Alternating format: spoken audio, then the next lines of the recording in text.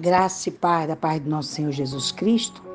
Vamos ao nosso estudo de hoje, que se encontra em 1 Samuel 14, do versículo 15 ao 23, onde vamos falar da vitória milagrosa. Aleluia!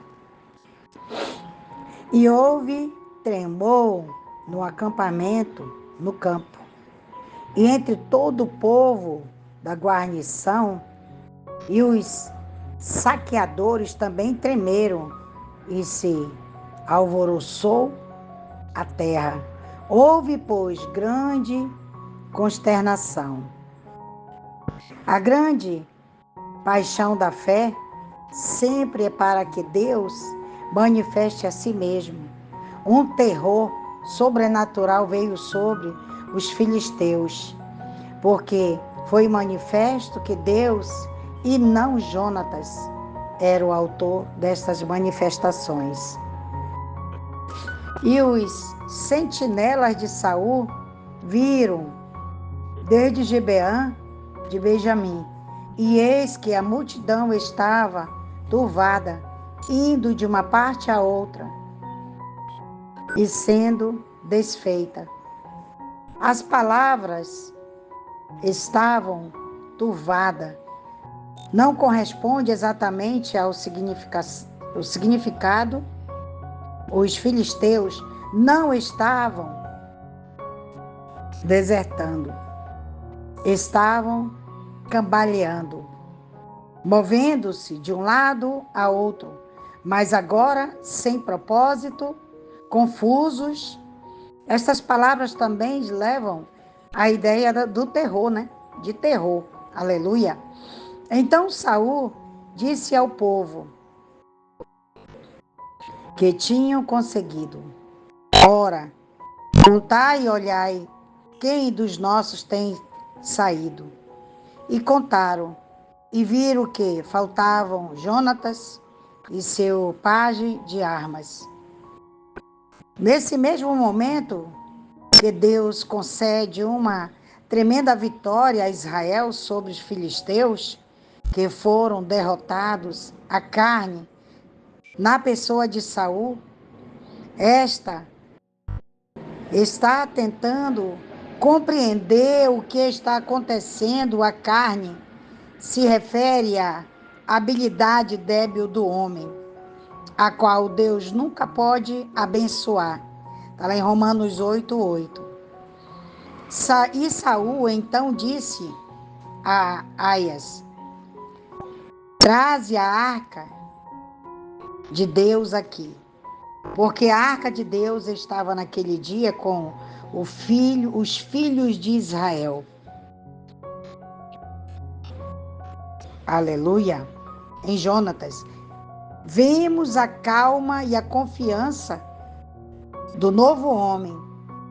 Mas em Saul, o nervosismo, a excitação, a necessidade e a importância do velho homem, a incredulidade, nunca sabe o que deve fazer, mas pode produzir algo com os aparatos das cerimônias religiosas. Pode construir um altar, trazer, aleluia, a arca, apoiar-se sobre um membro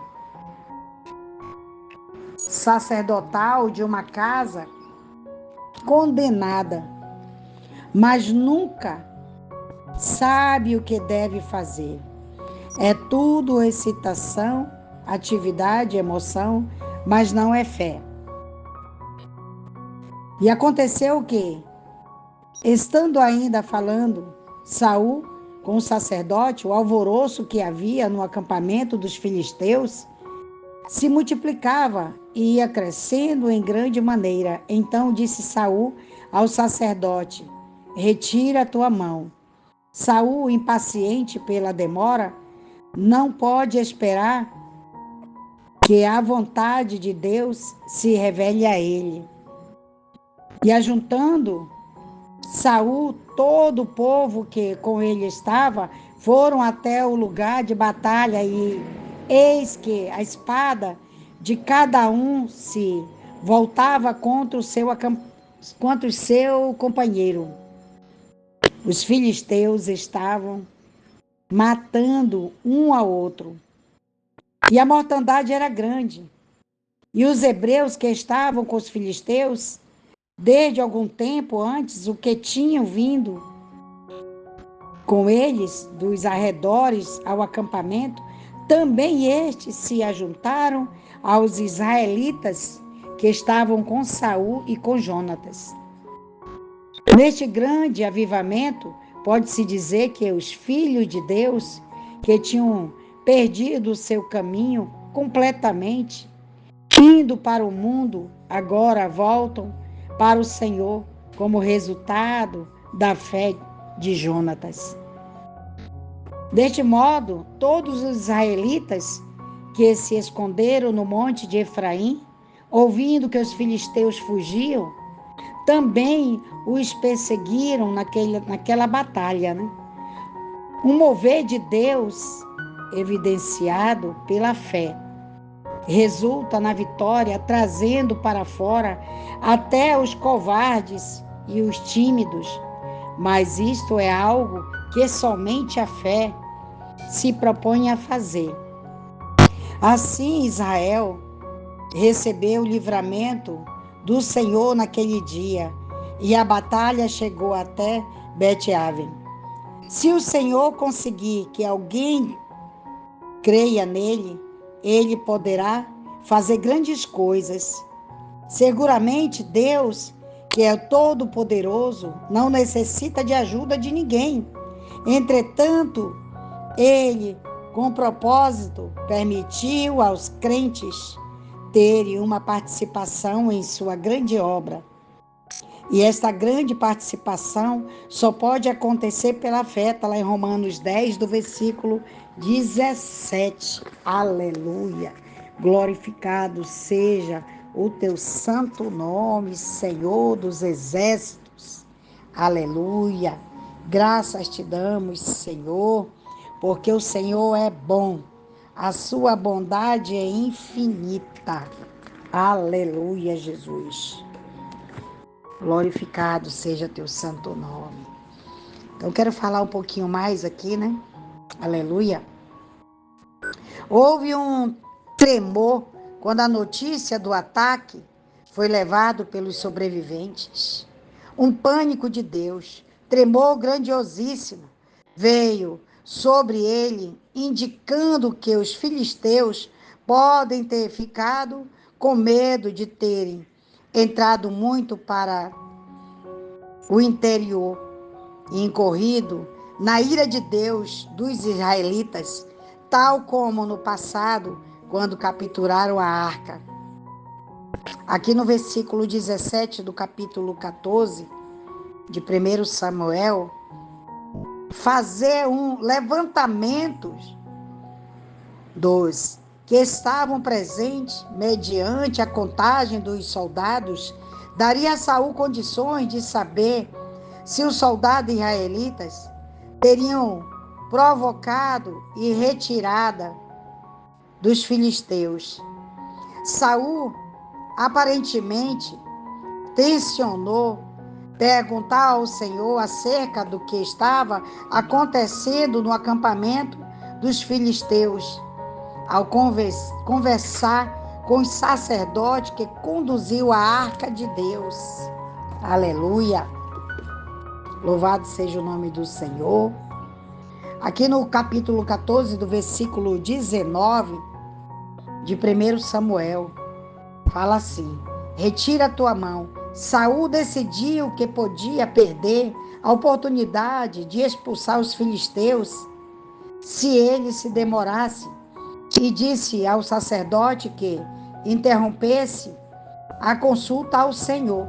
Talvez o Senhor já tivesse revelado sua vontade para Saul por meio do barulho que havia no exército dos filisteus.